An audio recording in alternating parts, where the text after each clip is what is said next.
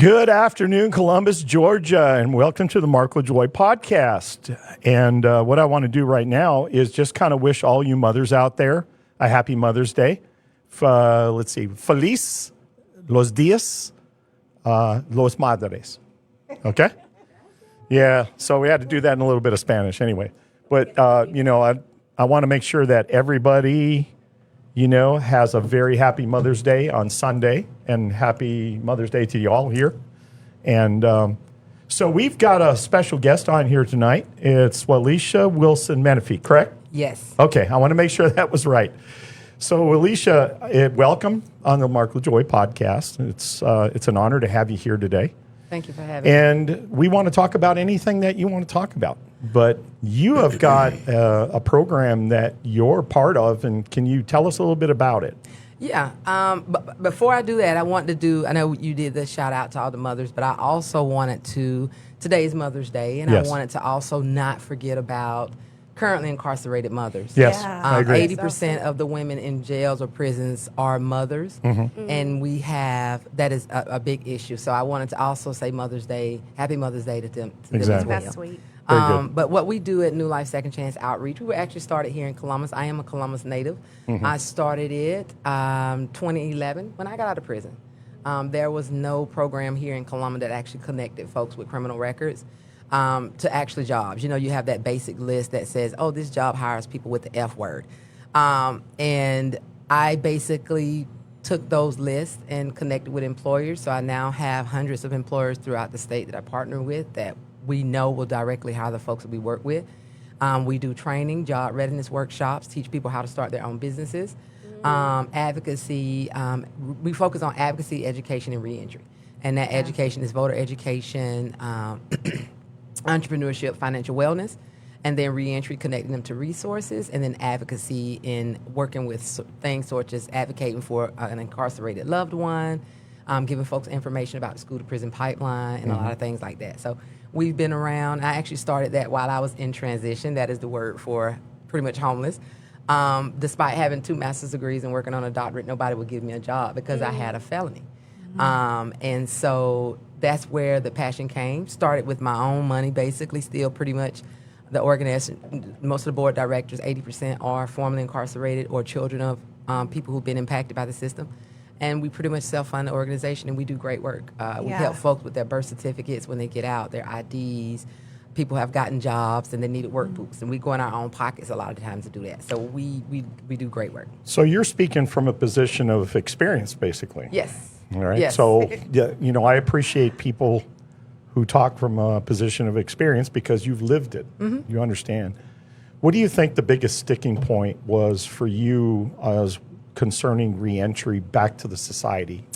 I think one of the biggest issues is social stigmas, and I think as I go into that, I wanted to say, as a formerly incarcerated person, I want, and hopefully you'll respect this during this interview, and hopefully going forward, that I detest words that are used to put us in boxes.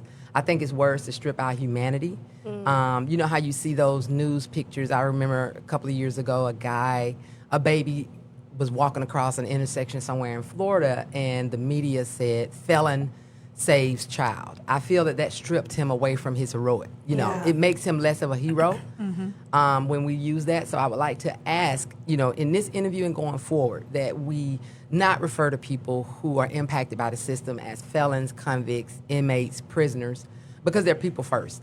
And I think when you give people their humanity, I think policies and laws and just social stigmas. And I think that's the biggest challenge of feeling that because someone has served time, it's easy to say, well, we don't want a felon working here. We don't want a convict working here. But those are people. We're parents. We're doctors. We're lawyers.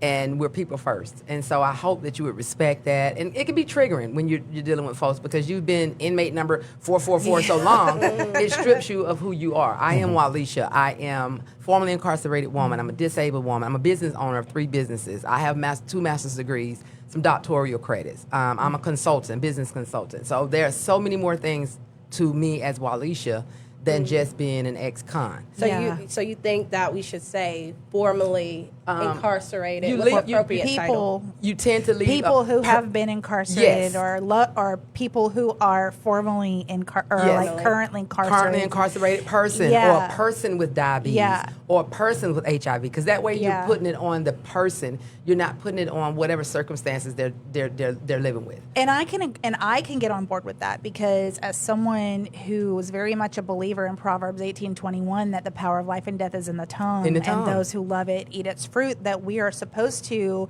identify people the way that God sees them, Yes. right? And so he sees them first as people, not as the label by which their sin has given them that name, you know. And maybe we should look at it like so that. I personally can understand that. Yeah. You know, it might be a little difficult for other people, like at that, because that, even for me, that took a little bit of a transition in my mind. Yeah. You know, so. But you know, it's really easy though, because we're going through transitions all the time. I can Yeah. remember, what is this really super long word for NAACP, National Association of Advancement of Colored People. Yeah. We're not colored people anymore. So at some point, we have to transition our language. Yeah. You know, if a woman had a baby at 11 years old, she can only be a baby mama for so long. She's still somebody's mom. Yeah. You know, or you can only be a victim for so long. At some point, You're a you victor. transition.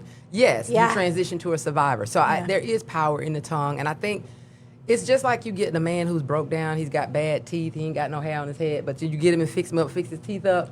And He look you know, all of a good. sudden he's running around like this proud peacock. Yeah. That does that That's when you funny. go somewhere, and that whole thing of I am a man. Yeah. When people have this sense of confidence, when women lose weight or you add a little makeup Yeah. on, it gives you the same thing when folks are seeing you as a person. So it's basically giving Right. folks their humanity back. Well, and the other thing too that I wanted to just like throw in here as well is because like there are people who have already served their sentence. Yes. And so like as they are reintroduced into society, like why are we still treating them as though they haven't served their sentence or that they have committed this crime when they've already paid the consequence for that crime, and now they should be given a new beginning. you know? Everybody, I don't care what their charge is, everybody deserves housing, everybody deserves opportunities to thrive.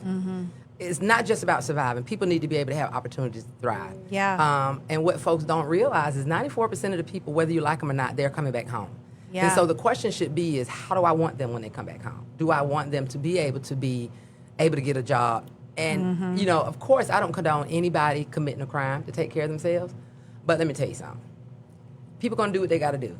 If I've gone to you and I've gone to 50 job interviews and all you can do is tell me about some job I did, and it's not even whether it's 6 months. We have folks right now who are, the new term is unsheltered, who are out living on the streets because of a 40-year-old crime and conviction. Yeah. People, when you serve your time should be served. That is not for you to be sentenced to a Yeah. life of homelessness, a life of Yeah. unemployment, a life of Yeah. struggle. How long do you expect people are supposed to stay on the straight and narrow when you're constantly closing doors in their Yeah. face? And then we those same people, we turn around and complain about, oh, we got high rates of crime, we got high rates of homelessness. Because the people who needs it the most, you're refusing to give them jobs. You know, and I'm the type of person that feels like, well, if you ain't gonna give me a job and housing, I shouldn't pay any taxes. You know, it doesn't make any sense. You want us to come back to the society not committing crime. Yeah. You want us to be productive, but you don't want to give us housing. You don't want to give us, I mean, up until 2016, you weren't even allowed to get food stamps if you had a drug charge. Yeah. You don't want to give us a job, housing. Some schools will deny you if you have I mean, come on. It's ridiculous. You served your time. Yeah. Yeah. Now, just what if God did that? What if we get 70 times, 70 times? Exactly. But 80% of the United States is supposed to be Christian. Well, and here's the other thing too, and this is what actually like several years ago turned me on to like you and like really just gave me a respect for you, because you were already working with people in the community in Columbus to give housing to those people who were being reintroduced. You know, you were working with businesses to help hire them. But to take that further, when you're talking about like, I've already served my sentence, so now where's the punishment? So I would like for you to talk about this a little bit more, is how you do things like expungements and getting their voter rights back and their Second Amendment rights. So Well, I don't actually do expungements. I'm not an attorney, but we are an advocacy organization, and I'm a geek. So I do a lot of reading. I do a lot of webinars. I go to a lot of events, and I insert myself in places. I put myself at tables that people feel like I should not be in. And I don't care whether they like it or not. Right. But What a lot of folks don't realize that in Georgia, and I think a lot of people, and we try to tell folks that, misinformation can literally kill a dream. That's right. You can vote in the state of Georgia with a felony. And people say, what? Yes, you can. I didn't know that. You can vote in the state of Georgia with a felony if you're not currently serving a sentence. Y'all listen to me now. If you are not currently serving a sentence for a felony. So if you're in jail, you went in the store and stole a bag of chips, which is a misdemeanor. But you don't have any. You may have had a felony on your record, but you're not currently serving a sentence for misdemeanor. You can vote. Technically, you should be able to vote in the jail, which we ain't going to talk about being able to get into the Muskogee County Jail to educate. Why not? Go there. Why We not? definitely Very wanna- difficult. Yeah. we want to hear about it. We want to hear all about it. Folks in the Muskogee County Jail, and you got loved ones in the Muskogee County Jail, they have every right to vote if they're not serving their time for a felony, or they're not there for violating felony probation. Yes, you can. There are actually some people in prison who can vote. People think once you left jail, once you go to prison, you've been convicted. However, there's this little thing, and I hate the term of it, there's this little thing called the First Offender Act. Under the First Offender Act, you technically have not been convicted. So there are folks in prison like I was who were sentenced under the First Offender Act. You can vote if you've been sentenced under the First Offender Act, if it has not been revoked, and if you have your conditional discharge has not been revoked. And this is even if you owe fines, if you owe fees, and if you owe restitution, you can vote in the state of Georgia with a felony. There are folks running around here hadn't voted in 20 years because somebody told them you can't vote in Georgia with a felony. That's a lie. Long as you're no longer on paper. So if you're no longer on probation and parole, so what? I ain't been on paper for 30 years, but I owe fines, fees, or restitution. So you can still vote in the state of Georgia. You know, now, the big magic word is recidivism. yes. We talk a lot about that. That's the big ugly name in the room, recidivism. And nationally, it's driven by a mix of social, economic, psychological, systematic favors. Research constantly shows that no single cause explains it. It has to be several different things that create the recidivism issue. Like, it can't just be one thing, a social or economic thing. It has to be several that basically just kind of overwhelms that person when they get out and they go back to doing what they knew how to do. That's what I named earlier. Right. When people are not given opportunities to Right. thrive. Right. And that could be anything from simple as a job, not being able to go to school, not even being able to vote. Those are things that can cause people to go back. But primarily it's because people don't have any. I don't know about you, but when I was out or unsheltered, it was very hard for me to think straight. So Sure. when people don't have a job, when your money is funny, Yeah. and you don't know where you lay in your head, Right. the first thing you're going to do is, I'm going to do this. It's so easy to, whether it's prostituting or grab something that's not yours, it's easy to do that. Right. But had you had a job where somebody, I tell people all the time, we have no problem when the NFL draft gets here, everybody talks about who's going to win the first draft, this and that. The NFL draft is basically a bet on potential. Right. And when you hire people with criminal records, why is it that we can bet on potential with the NFL draft, but we can't bet on potential? It's money. It's money. But we should be able to do that same thing. And I wouldn't say, I'm giving somebody a second chance. Call it investing. You're investing in Someone's future. In someone's future, in the potential, but also that person could be your neighbor. And Yeah. if that person's going to work, making their own money, they ain't got to be looking at you, what you bringing in your house come Christmas Yeah. to figure out what they're going to steal. Exactly. Yeah, I think again, we talked earlier before we went live, and I worked in a conditional discharge program here locally. That program had been in existence for about 18, 19 years. The program coordinator was Gary Wisham. Unfortunately, he's not with us anymore, but I worked 9.5 years in that program. And what I thought was interesting is we tried to keep those folks out of the court system. Of course, when you commit a crime, you're going to go through the court system, whether it's state court, or your case gets referred from recorder's court on up, the preliminary court on up to superior court or state court. But what we tried to do was we had representatives that would go into the court and look at people based on the criminal charges that they were and based on their former criminal record, Yes. right? And so we looked at that, and we would talk to that people.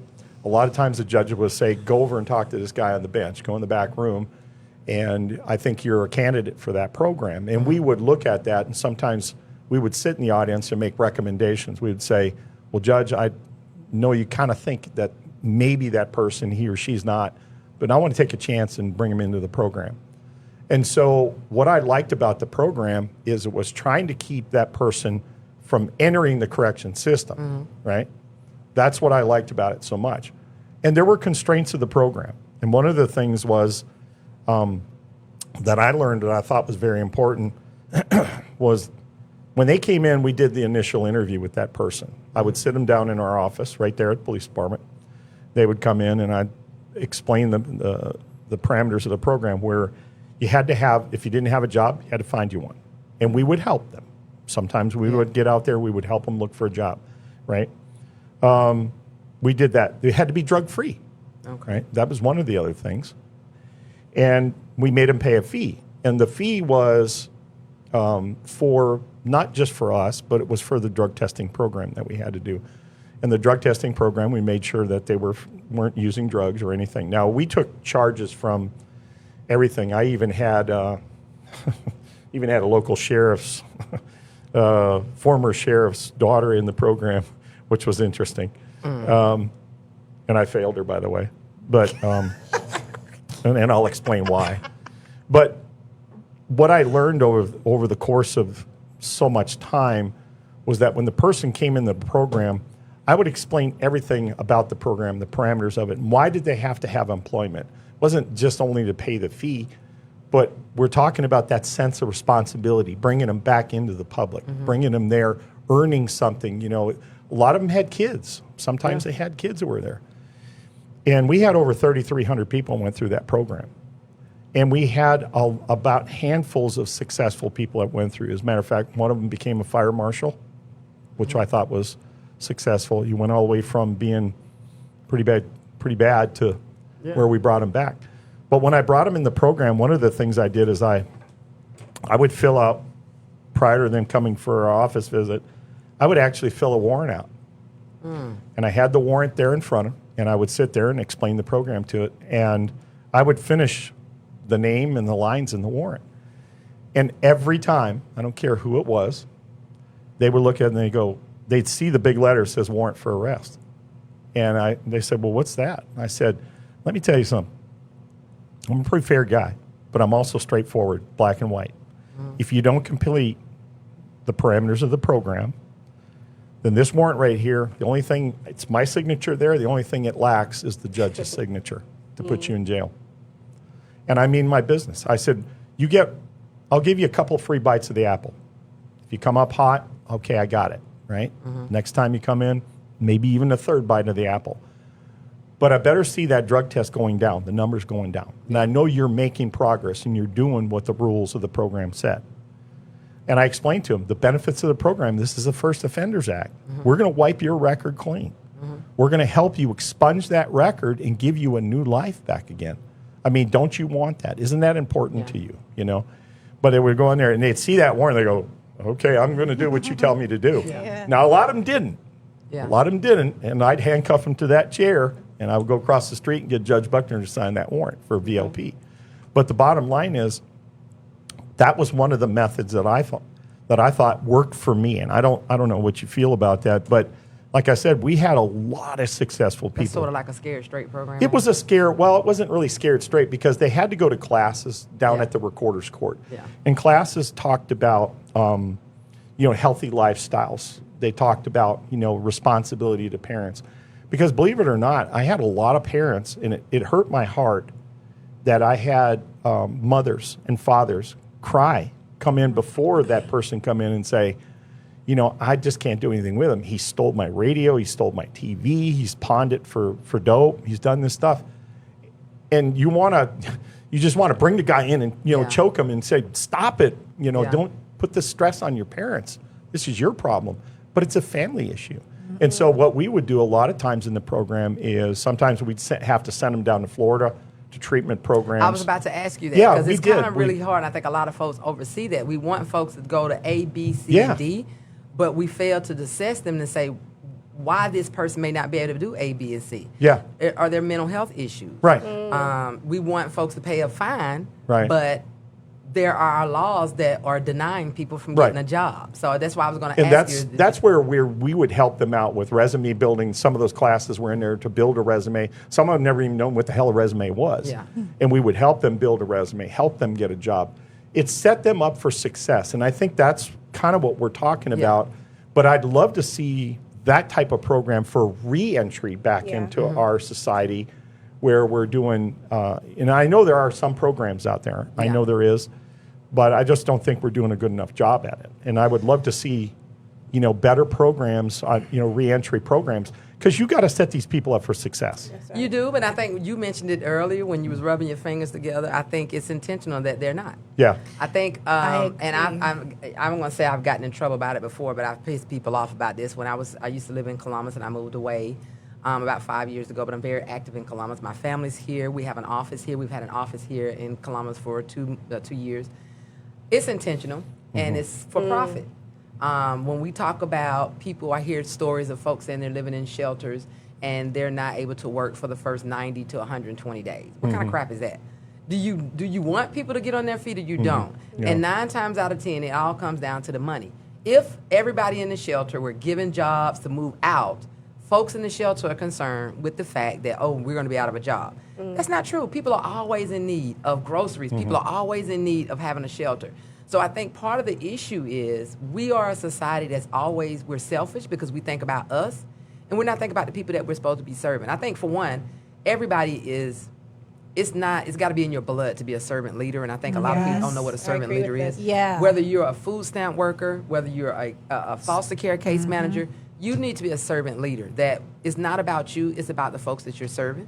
And I think that comes down to one of the issues. If that's a good program and that program was producing good fruit, why would you end the program that's producing good fruit? Yeah. Why? Yeah. Because Money. money. The money is not coming in to Georgia support the spends program. about $25,000 for each person that's Yeah. incarcerated in the state prison.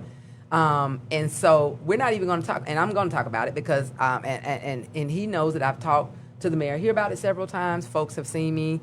I've gone to city council several times when I was here about this whole slavery thing. And I think a lot of people get sensitive when we talk about incarcerated slavery. And I think a lot of people who don't look like me, very sensitive with the term slavery, but there's a lot of folks who do look like me who have an issue with slavery because they're confusing slavery with punishment. That's completely different. Yeah. They're confusing a person being incarcerated to be sentenced to serve their time. That is my time away from my family. That's my time where I can't watch Jeopardy when I want to. That's my time where I can't eat what I want. There should never be a time where people are sentenced to be slaves. Georgia, particularly in Columbus, well, it's time, indentured servanthood. Yes, Yeah. and they say indentured servitude, but to my knowledge, I thought servitude means you're paying off a debt. Right. And people say, well, you don't want to do the time, don't do the crime. So is that your same excuse if a person goes to prison and they're raped? If a person goes to prison and they're beat up? There are women in prison right now getting pregnant by guards. No, that is not what folks are supposed to be subjected to when they're in prison. And so, I want to tag onto that because, whenever we talk about, or whenever you're talking about how that a lot of times that this isn't taken care of because there's not the money there. We also, I know when I started my advocacy, because I have advocated for wrongfully incarcerated black men in Georgia, okay? And I know it's very trivial, but it started out with the Carlton Carey case. Yeah. But anyway, I found out, and the reason that I got into it was because when I was in the Muskogee County Jail, I saw on the in the jail, or you went to visit? No, I was falsely arrested. You've been locked up? Yeah. What? Yeah, I was falsely arrested in 2016 on election day in 2016. And I had to learn the law and litigate my own case, and I got it dismissed. Okay. But while I was in there, I saw the jail from the inside. And while I was in the holding cell, I saw all these signatures and inscriptions on the wall that were talking about if you're black, you're guilty. If you're poor, you're guilty. If you don't know somebody, you're guilty. Somebody please help me. All this stuff. And I was in tears while I was in there. Okay. And so when I got out of there and when I saw the corruption in the judicial system and I saw the corruption in the sheriffs even that were and are in office. Yes. It's how do you, it's not so much, in my opinion, it's not just not having money. Okay. I think that it's a threefold issue. One is if you've never experienced it, and you don't have anybody in your family or anyone close to you that has experienced it, you just don't think about it. I know I didn't. That's why this is my own personal spin. I personally feel that if you're running for mayor, you're running for city council, I personally feel that you should be spending a day to a week in that jail. Yeah. You should be.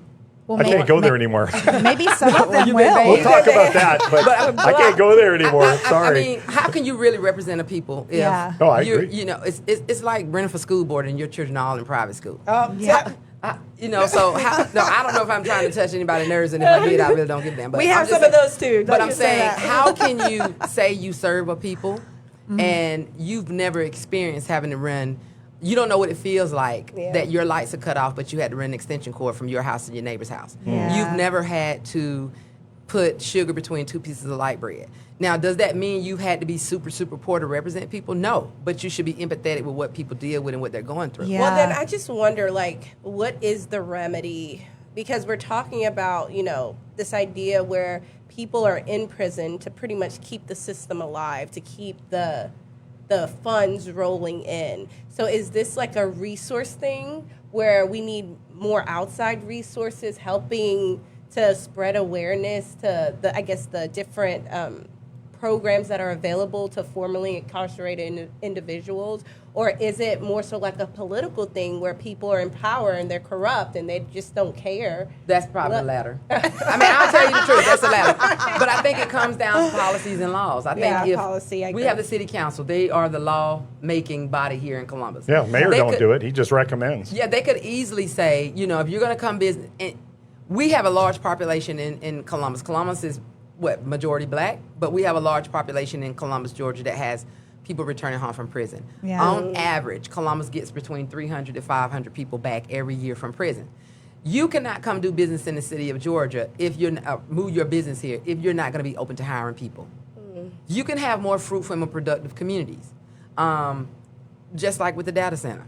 Everybody talks about these data centers coming. They're going to bring jobs. They're going to bring jobs. Lies. I've read so much stuff that data centers, they really are self-sufficient. They don't even, you got, 2 people, one come turn the button on, the other turn the button off. Yeah. 25 to maximum 25 to 50, somewhere in that average. And then from my understanding, a lot of times they contract outside people. Yeah, they do. so folks in the community are not even going to get the job. Well, that's when we talked about business development. That was one of the things that was talked about avidly on these forums that we went to. And I'm about the data center. What I am not sold on is there's not enough information to tell us the good and the bad. They're trying to push this forward so quickly, and I just said, why? Why are you pushing it so fast? I said, I don't want to see our consumers pay more for electricity. Yeah, that's right. I don't want to see our taxpayers having to pay usually more when for people water. push something fast and talk fast, it's something they're trying to get over on. Yeah. right. Well, that's what concerns me. I'm not against business or relocation of business or any of that kind of stuff. But when you're not telling me enough information, my skepticism side of me tells me why.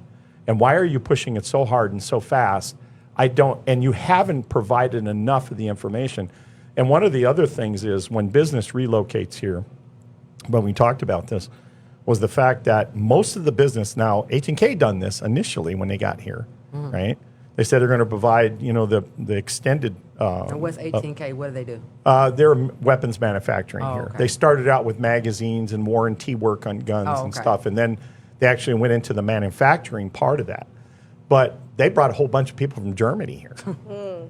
Now, you just said you're going to provide X amount of jobs, but you're bringing half your staff from Germany, and that was at the startup, but then they remained there. Now they've hired more people locally, but not great numbers. So if you're asking me as a mayor, if I'm going to recruit you and you're coming in, I'm going to give you a tax incentive of some sort of that, because that's what you got to do to get business now. You got to give them. You got to give folks something. Yeah, but I said it's on a sliding scale. I said, okay, 0 from here up to 6%. The first 3 or 4 years. We'll work out the details of it. But the bottom line is you're going to provide me more local jobs. You're going to tell me that if you're saying 350 jobs, right, are going to be provided, then 250, 275, or 300 jobs are going to be provided for local people. Yep. That's what I want to see. So when you also do that, why can't you also say at least 10% of those that you're giving Yeah, to those jobs you are could. for people who are Yeah. open with records? I don't disagree with That's that. right. Columbus has a super high crime rate. No. I mean, it'll be up there with Thank maybe you after for a while. thank you for confirming that, because a lot of people say, "Oh, crime rate's going Oh, down." I remember when I know, Teresa lies. Thompson said some crap years ago. yeah. Is the guns, take the guns out of their hand. Yeah. I mean, no, people should not be killing each other. We should not be killing our own people. Yeah. But how are they getting guns? Right. You know, and then why are they getting guns? Part of it is because it's mostly drugs. They're selling drugs. People need jobs, and Yeah. and I don't care what people think, but $10 and $12 an hour is that ain't no money. No. Yeah. That's not money. Not and if for you the think about the last economy. time I checked gas in Columbus, one was like $3.99, but going up to where I stay at, you can find gas that's $4.50. Yeah. So that ain't no money.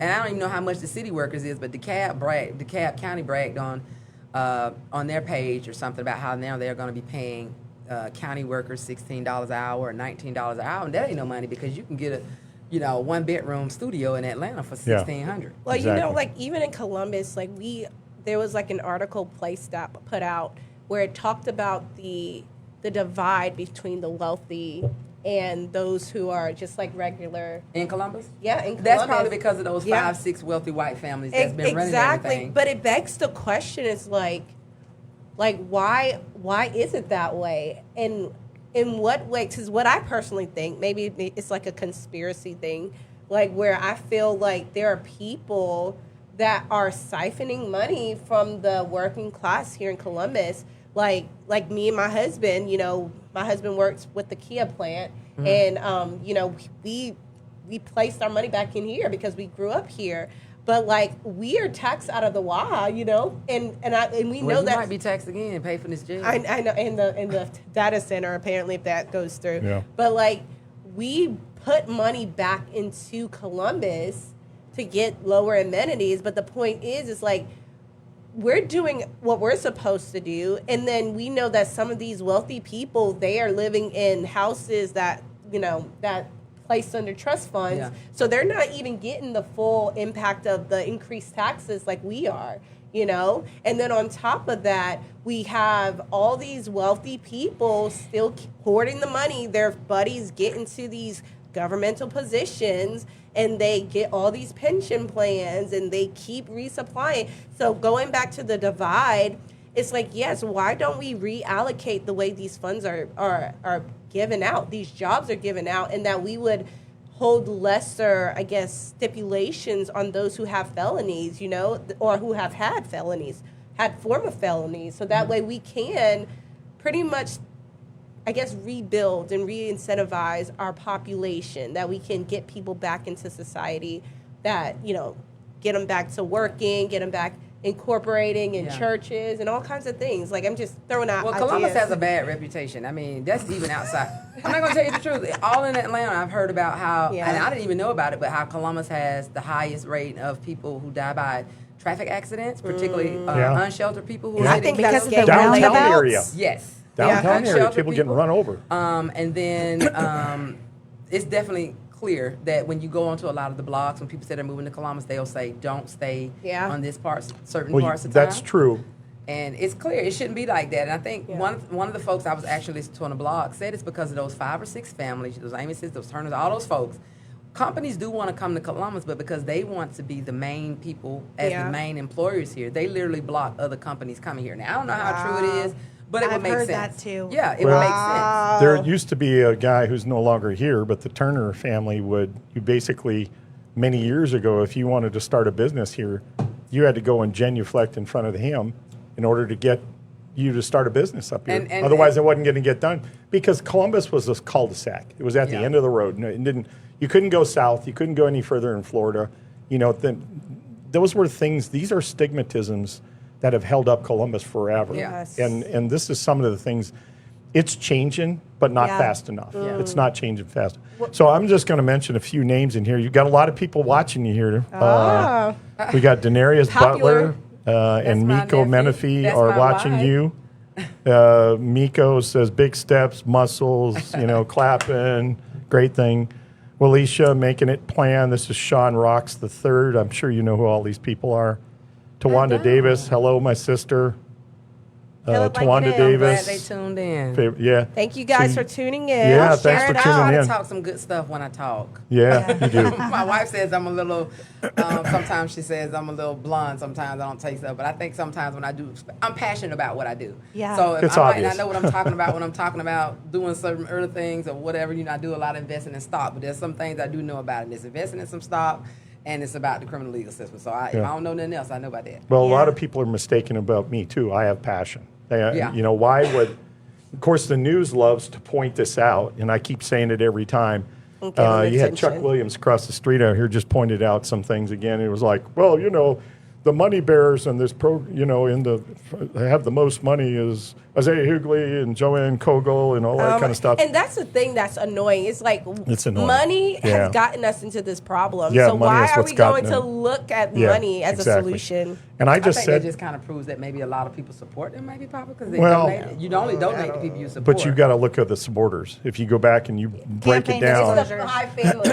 yeah, you It's go a five either it's family. establishment families or there's big businesses Yes. out of town that are supporting Pay it. attention. And that's exactly what she said. It gets us into trouble the way we're at now. Yeah. I didn't refuse to. I refused to take donations. I took a $100 donation from a guy that used to live up the street from me because he was a good neighbor. Yeah. And I said, if I can't sell you on my program, then why do I need a whole big bunch of money and everything to sell all But of that this money stuff? and stuff is to run ads and those big posters. Yeah, and stuff. we I've just done need that. votes. We We've just done need that. votes. That's all we need. Yeah. Well, I've done that. I I've believe taken in the, ads. I always believe in the underdog. Me personally, Yeah. I ran for city council in 2017. I didn't know that. Mimi told me I should run. Okay. I ran for District 7, and had I been elected, I would have been the first formerly incarcerated person to be on the city council. Now, I just That's feel like I had awesome. an awesome chance, and it was this big to do, like, oh, she's got a record. Everybody knows that, duh. I came out. Yeah. When you knew of Waleisah, that was already said. So what are you talking about? Let's See, check that out. I could automatically just figure out a way to just turn that around in your favor. like when Yeah, I me think, too. but what? I'm like, I can flip the It script works on in my that. favor because I'm a product of the foster care system. I'm a product that's of the awesome. criminal legal system. See, I'm there a you product go. of having to be in the shelter. I've had to stand in food bank lines.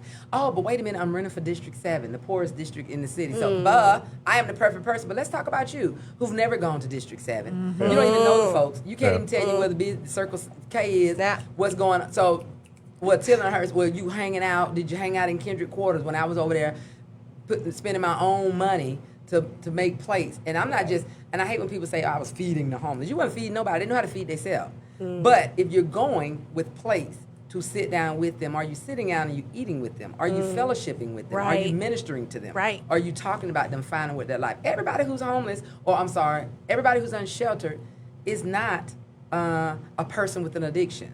Everybody who's unsheltered is not a person with mental illness. So it does, the underdog can win. You could say you had $1,000 worth of donation and people say, you know what, I think if a person is genuine. I think it was with me. I had Yeah. people tell me at that time I was probably about 550. I actually had somebody tell me in my face, they're not going to vote for you because you're a heavy-set black woman. But I feel that I would have honestly won. Not only that, because of the work that I was doing in the community. When I was going knocking on people's doors, Yes. the fact that you found my son after he had 12 convictions and he couldn't get a job in 5 years and you helped get him a job, you definitely got my vote. So I was able to relate to people. So Yeah. having a lot of money doesn't necessarily mean a lot of things. It just means that you have enough money to get billboards. But if you're doing, people know when folks are good for them. And I Yes. remember Maya Angelou, I can't remember that quote she said, but something like when you leave here or whatever, people, they may not remember who you are or what you said, but they're going to remember what you did. Yeah. So I think it's about what you're doing. It's Yeah. not all of a sudden it's election time and now you busting up in this district and you want somebody's vote, Well, but nobody knows who you are. And that's actually something that I have encouraged Mark in his past runs is like people want to see that you're already doing the work before you get into the seat. Yes. You know, because have a vision. we You have know you're so going to many. run in 2 years. That means you got 2 years to be Yeah. out here doing something in the community. Yeah, and so this is why, like a lot of times, you know, in between runs, you know, Mark will still have me doing research for him, or you know, like this is why he's got the podcast, you know, like to educate people, because there's things that like right now he can't actually get out and do. Yeah. But if we can empower people through education, we can give them the information, then they can actually do it themselves. I mean, like I'm a firm believer, and you teach somebody how to fish, they're going to fish forever, you know. So you know, I think that that's the problem with a lot of these people in these seats is they don't want to do the work non-election year, and then they want to brag and boast about what they're going to be able to do during, you know, and like half of the people like I'm here, and they making these people, some of these candidates are making promises they don't even have the, Well, they don't even have the power to do. yeah, and If I you're love running that for you mayor, brought you that can't up. just legalize stuff. You Yeah. have to go through the city council. Exactly. That's- People are falling for it. That's Yeah. why I kept the goals very simple. I mean, there's a lot of things. Look, you know, 41 years in the military taught me a lot of things. It taught me leadership skills and abilities to be a Yeah. good person, a good supervisor, a good leader. And anything that the military does transcends on into the civilian society. You know, leadership wasn't learned all of a sudden by the business world. It was taught by the military, and it was handed down throughout the ages to companies and you know, positions and things of that nature. So when we talk about leadership skills and abilities, you have to look at the whole concept. Does the person have the qualifications, the leadership abilities to do a job? That's how I look at a person. That's how I've looked at it always as a military person. I said, I don't care what you've done in the past, but if you're willing to better yourself and do better, then I'm willing to support you and I'm willing to do that. And that's what I've done. I've always tried to better myself. Some people try to tell me that, you know, they use that as a penalty that I've ran 5 times. You know, the news is great about it because what they want to do is box in my unsuccessful run for office. I was going to ask you that. I ain't want Yeah. to hurt your feelings on that, but I No, was going to ask you. it really does. It I was hurts gonna my ask you feelings. how It does. I was going to ask Oh, you, sorry. how does that make you feel? Or why do you feel like, you know, me personally, maybe it's just Waleisah. Maybe some people are saying that is wishy-washy. You don't know what it is you want to do. You just want, you know how you want to vote. I don't care what office I get. I just want an office. Yeah. Why do you feel that you say you ran for sheriff a couple of times? 4. Well, Yeah. 5 if you want to Yeah. listen to the news. Yeah. So why do you think you're not winning? I don't know. Why do you think you're I think it's is it fam- exposure? I think it could. No, I don't think it's not You think exposure. people know Everybody you? knows who I am. Are you out in the community though? Yeah.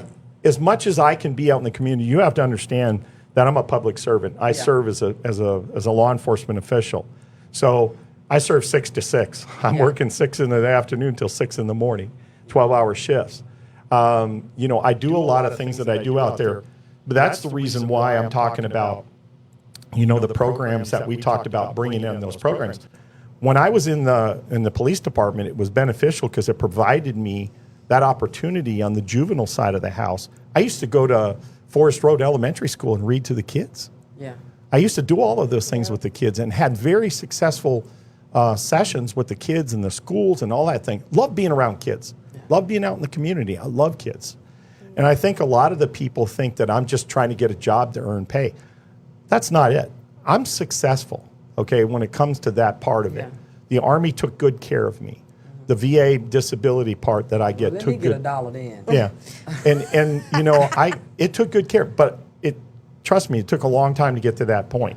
I mean, I was working jobs that were $14 an hour just to survive. You know, my wife filed her Social Security very early when she was 62, which didn't pay very much because she was only in the workforce just so many years. Yeah. So we struggled. We struggled a lot. And, you know, I even at one point early on in my military career, we were about almost bankrupt. I mean, it was up to that point. But I didn't make any excuses. I kept trying. I kept working. But I have the tenacity to serve the public. That's what I want to serve. I want to serve the people out here. You have to understand, it's got nothing to do with money or position or power or fame. I could care less about that. And I think people don't realize that you are doing something. The only thing is that you have to commute to your job on top of work. 40, almost an hour I know, with and the commutation that I... So you got to commute. Then you have to also, you're working crazy shifts hours. Yeah, I do. And I think that just even what we're doing now, how we're trying to raise awareness, it was our campaign that is the reason why people know about the $45 million. Like people don't see us working behind the scenes to try to bring awareness to what's really happening in Columbus. And we are tired. The biggest thing, and this is why I will always stick with you, is that we want change. And the reason why they don't want you in there is because they know that you would be the change that you're not going to agree. you're not going to just like pander to the stupid people that just wants buddy money. We're not pandering to these things. It's like we want an effective job. You have a clear proof report card. You're going to have people around you that is going to do an efficient job, that's going to make sure transparency is being taken place. And this is why I will continue to work. And even with my husband, I'm already trying to coach him and tell him this is what we need to do to have transparency. And I know that, you have to have favor among men and God, of course. Like that's what Jesus did. He had favor among men, and he also had favor with God. But at the same time, we also want to say, you're not going to buy us. We're not going to offer us $1 million to just be complicit and to sell out. So what would because I know, we had a candidates questionnaire that we sent to all candidates except for and we worked on this. A lot. We worked on it. Okay, so now We this did. is what I said, and I told For like 2 hours one day and another hour another day. And Okay. So Waleisah got 11 jobs, and I make sure I commit to what I'm going to do. So my question was, at first I was like, now, what are you doing there? You were so busy where you couldn't take 2-3 hours to do our candidate questionnaire. Yeah. But then you say you're busy doing this. Maybe the people are saying he's already too busy for us. That's my question. What was you doing, Mark, when you couldn't do our candidate questionnaire? Well, I was in court. I was traveling we gave an y'all hour 3 back weeks and forth. There's 14, 16 hours. And it was like, I got to sleep one hour a day at least. And also because you had asked me to make sure that he was doing it like that. Yeah. Like we don't want AI doing it.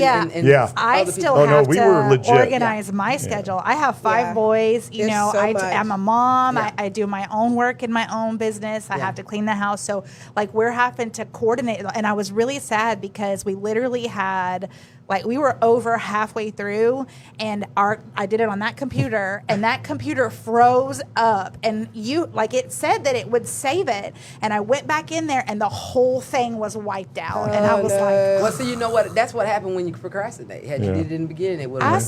I started when you did that. We started. We started doing that. Well, I'm glad. I know you told me you did communicate with me and stuff, and I know several people was like, I couldn't do it. Can you make an exception? And I tell people, whether you're my friend or not, I'm very fair across the board, and people know that. And and you couldn't get it in, and you couldn't get it in. But I know, there were some folks, some candidates off the rip said, we're not coming to none of your forums. We don't do forums. I'm going to knock doors. Well, there's a lot of them I didn't go to also, but it's because of my work schedule. Like I said, I am a public servant, and I serve the public, and I've been doing that ever since.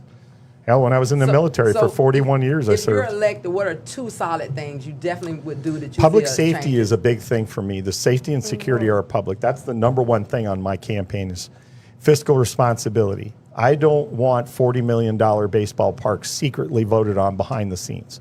I want the taxpayers to have everything up front. I want them to know what kind of money we're spending and what purpose it is. Don't you think a $40 million could have been spent somewhere else? It should have been doing something with Benefee Road roundabout, wherever that construction going on. I saw it when I was over there. Like, this was here 2 years ago when I came. And I wanted to add this too, because when Sarah was talking about the different things about Mark, and then now you're asking what he would do. So we know that as a mayor, that you are the chief public safety officer, okay? And so what I see is that, because I believe that God has an original will for people. And if that original will doesn't happen, he has a plan B, right? Okay. So Mark has been trying to do what he believes is God's will, and also what Sarah and I have believed is God's will for him to get in as sheriff, because that's the chief law enforcement officer of Muskogee County. So if men are delaying and obstructing Mark from getting in as a sheriff, well, guess what? He, as the mayor, can actually use the other law enforcement agency, and he has the experience working with the Columbus Police Department. He worked there. He has the connection. He has the camaraderie and the blue wall, or what is it called? Well, we call it the solid blue line. Yeah, so he has all of that. What is that? The solid it's blue just unofficially the support of backing the law enforcement officers and who they are. It's an unofficial kind of thing, but we call that the thin blue line, supporting supporting the law enforcement officers. Is that where you know a law enforcement officer doing something wrong? and Oh, you still supporting them knowing no. they're doing That's wrong? when we're supporting the Oh, right, okay. the real and right Yeah. reasons why I love we, it. Because we I support believe each that other. honestly puts police officers' lives at risk when you know police officers Yeah. are doing something wrong and you I don't hold agree. them accountable. Oh, no, I agree with Yeah. you. Yeah. Yeah. Let me tell you something. The thin blue line is no longer the thin blue line like it okay. used to be. Many years ago, when I started in law enforcement, that was backing each other up kind of thing, right? There was folks on there that would do that. Now it's more left up to the individual officer itself, and there's not that back support was like, well, you did wrong, I'm going to support you. It's not like that. There's so many, what do you want to call it? So many controls that are in, we got body cameras now. Every time we go on a call, we got a body camera. And open records. And you can request on open records request, you can request that body camera. I sure do. That's by law. You can do that. Yep. So there's a lot of checks and balances in versus when we started out in law enforcement to what it is today. Can it get better? Absolutely. It can get better. Yeah. Your rural county sheriff's offices and rural police departments and things like that, they're getting there. They're getting there. It takes a while for things to work through the system because it costs money. Yep. And a rural county sheriff doesn't get that much money. They're not like here. They're spending money like wildfire, on cars and other checkbooks. crap that they really don't need when they should be doing stuff for their jail. Millions Yeah, of I how heard much about money that. did they spend? I heard about these new 20 cars or something. I did all the open records for that. Sounds like, oh my goodness. Yeah, Like, we also looked. What did we look up? And healthcare now, something they're in debt now with the healthcare, Yeah. and medical care at the jail. Well, healthcare has always been an issue in the jail. It's always been an issue. We've had contract. Why is it an issue? It's an issue because they're not willing to spend enough money and get the right people in those in there. positions. Yeah. That's what it is. We had contracts. We had city employees that worked there, in the jail. That's when I kind of started out. We had city employees working there. And then after a while, it got so expensive that these contract companies came in and took over the contract, the healthcare in the jail. And And then who has the exponentially, contracts for that? the cost just kept going and going and going and going and going. And then here's the other part where a lot of things had happened. I remember when I was in the police department that people with mental health issues, right? We could take them out to West Central. We'd get them out there, even if it was criminal behavior, because it could be associated toward their mental state, right? We could take them out there, get them the help they need, and it was good to go. Well, then I think it was Governor Barnes, if I'm not mistaken, one of those governors, the Democratic governors that we had, they cut all the funding. They cut the funding, and we couldn't put. Now, why you put that in there, Democratic government? That's 'Cause who some of it these was. Republicans, It ain't they got out here nothing. showing they It's who saying was that. in charge at the time. You just said this Democratic government. Some of these He Republicans was. out here showing their Barnes tail now. was. President went on. Well, And that's just the facts of it. It's not It's that just we're the fact. trying to. This we're is not the trying facts to- that we're talking about. Yeah. The bottom line is it was a Democratic governor that was there. And he cut the funding, right? And then we had to bring him into the jail system. There Well, the is jail some is place. not supposed to be a no, shelter. it's Exactly, not. exactly. But that's what it became. Yeah. Come to the Republican It side. became that, and the burden was left to the sheriffs with mental health, and it's still that way. Well, let me tell you this. This is what I had put on a comment. Yeah. For one, when I had heard about it, because I actually watch, I'm very active at watching the city council meetings. Yeah. And I'm actually probably going to request, since we're requesting our 10th year of we've already been approved by the governor this year for our 10th annual Reentry Awareness Month, which is in July. So hopefully I'll be able to tell you Is about that in some of the Atlanta? events.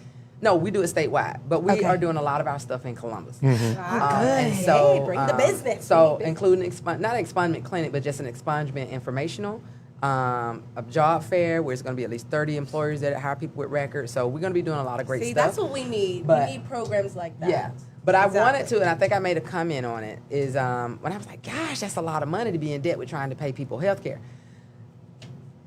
Columbus citizens pay $50 for each person that's in that jail. That amounts to about $20,000 per year. Now, if I was a Columbus taxpayer, I'd be pissed that I'm paying $20,000 for a person to be sitting in that jail because they stole a bag of tater chips. I'd be pissed that I'm sitting in that jail. They're nonviolent offenders. Yes, yeah, not offenders. Not people who non- did a nonviolent offense. Yes. Now, Thank you for the correction. old people, we know, your health care probably would be different than the cost of your grandmother's. Old people cost money. Pregnant women cost money. People who are maybe 62, those are a little older folks. Folks with HIV and AIDS. Yeah. People with diabetes. people with cancer. Those are the ones that are really spending up the health care. Yeah. So why not release them? Particularly if they committed offenses that do not cause them to be a threat Well, to you know, society. a sheriff can sign That would cut off. can sign that no recognizance bond and let them out. If they're if they're an extensive healthcare issue with them, they can sign that bond and let them out if Well, if they want to.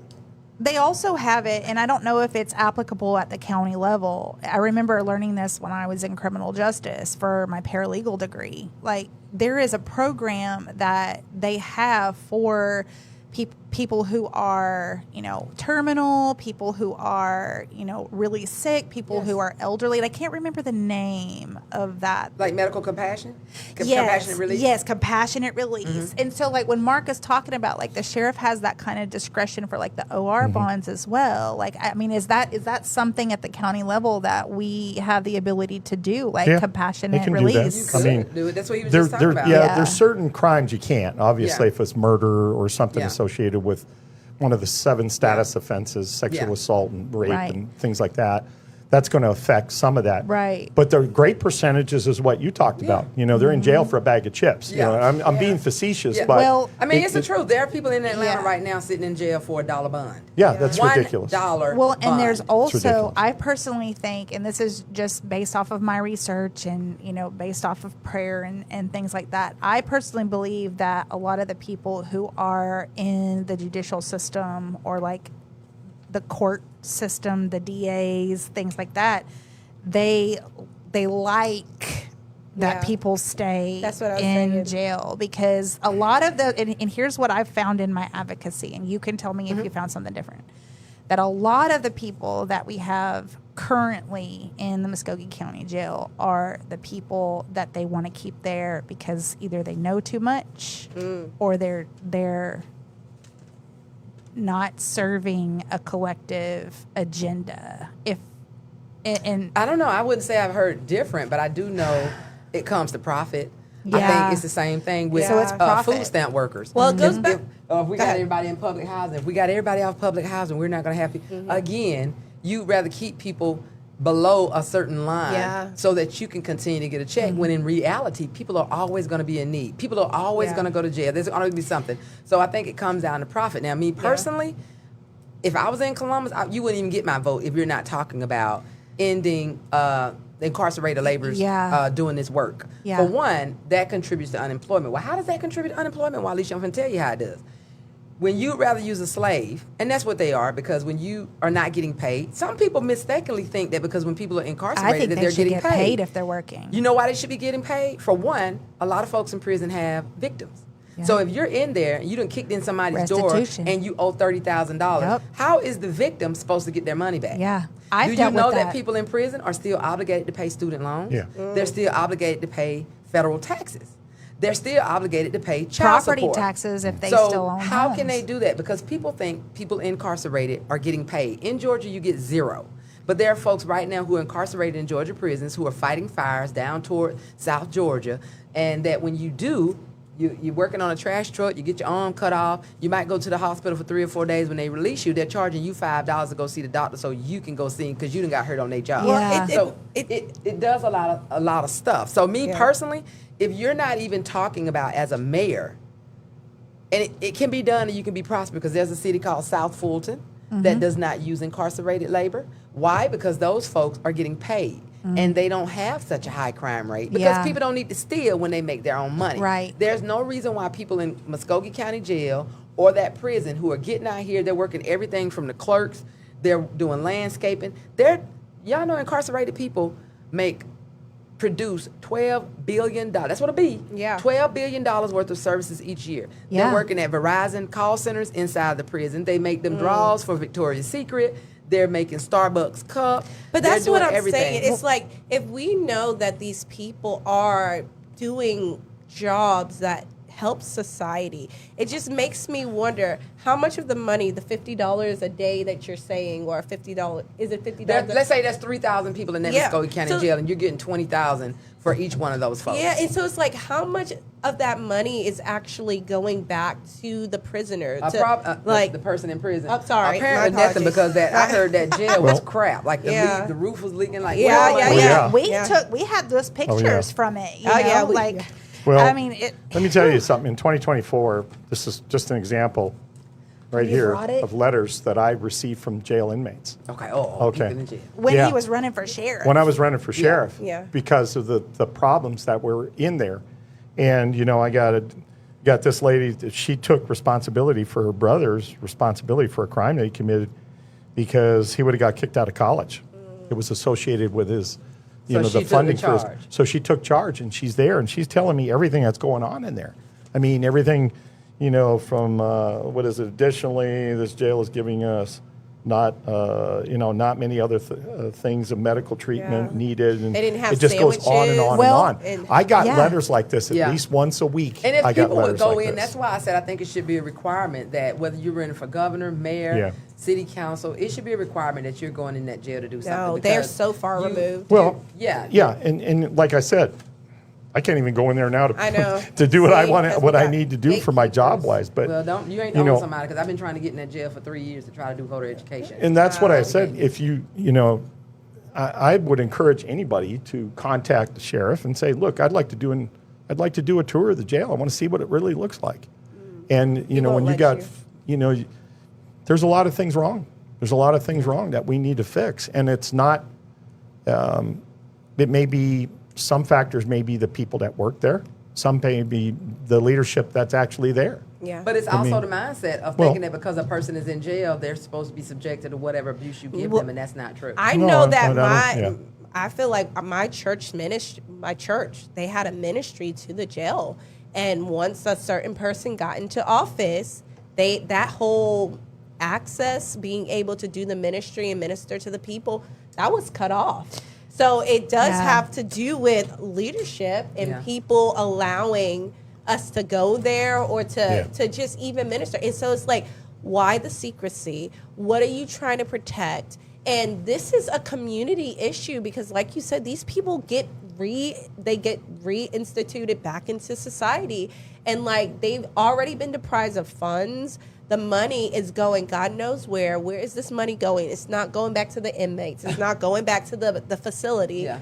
And this is the issue. And this is why leadership is so important. And this is why we also need to make sure that the people we do elect into office, once we have our elections free and fair, it's important. We got to make sure that we're choosing the right people. I still believe that you are supposed to be in that seat. So anyway, have you been door knocking, Mark? I was going to ask you. We did. We did a lot of door knocking. We went. We've been on the north side. We've been on the south side. We didn't get to everywhere we needed to go because there's a lot of houses in Columbus. One year, one of the detectives from police department, we went over in East Columbus, and that guy was awesome. He worked faster than I did and walked, but we hit just about every house up we could hit over there before it was. But I spent a lot of time walking and knocking on the doors, and a lot of people we talk about the reason why we're doing this podcast, and I felt that I can reach a lot more people. Here, we spent a lot of money on this. I spent a lot of money on it, and these ladies here spent a lot of time volunteering their time and coming into the program and want to believe in it. But the bottom line is, I feel that this is an investment for the future. Mm-hmm. Regardless of what happens, whether I'm mayor or not mayor, if I am mayor. That was going to be my next question. What if you're not elected, what are you doing? And that was one of the questions on the questionnaire. If you're not elected, what are you doing after the election? What are you going to do? I'll probably run again for public office. Yeah. I don't know which one it is. Sometimes it's sometimes it's just in people's spirit. People have asked me, will I run for office, whether it's local or statewide? And I told them no, because I cuss too much and folks just ain't ready for me. Well, I feel as a public servant, I want to help people. Yeah, that's right. Give me the capacity. And that's the best way to do it. Give me the chance to help people. Don't cut me off, and don't tell me I'm a mean guy, I'm an ogre, and all these keyboard warriors that come out there. And one guy challenged me on there. He was a minister, because I went and looked at his profile. And he challenged me and said, well, how can you you'd be 83 years old if you did all the things you said. It was like, no, dude. I They can't don't even know not. how sometimes you quick have to- he is. Yeah, I- sometimes you have to what Kenny Rogers said. You got to know when to hold them and know when to fold. Yeah. them. That's right. Sometimes I mean- maybe not running may not be the best thing because sometimes I know you want to help people, but some things I've learned even in this in the work that I do is sometimes folks just don't want to be helped and they have to learn for themselves. No, they Then need when to get out. in there And- yes. and the They need to wrong get out. person gets in.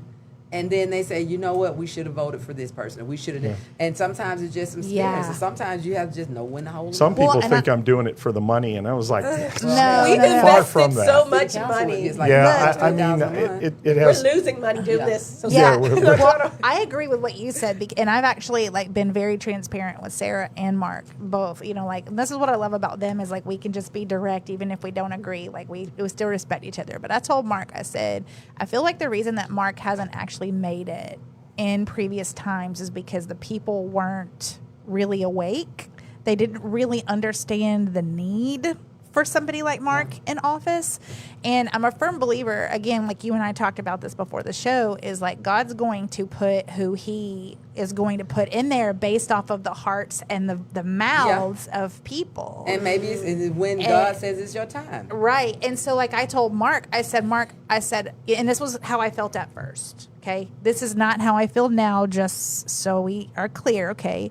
But at first I told Mark, I said, I don't think that you're going to get this position because people are still like, they don't want to do what's necessary to make the change. They want to complain about what's going on, but they don't want to register to vote. They don't want to go stand in a line to vote. They don't want to early vote. They don't want to actually like do their diligence to learn Which I for tell people to vote. themselves. They have not.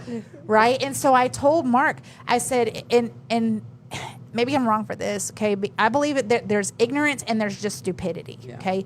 Ignorance is when you don't know, know. and stupidity is when you do and you still choose still not doing to, it. right? Foolishness. And so, like, based off of the mockery, based off of the naysaying and everything, I just think that there were still stupid people in Columbus. And so I told Mark, I said, honestly, I think the stupid people are going to put people like Isaiah or Joanne into office because they don't understand that at some point it's still going to touch them. Okay.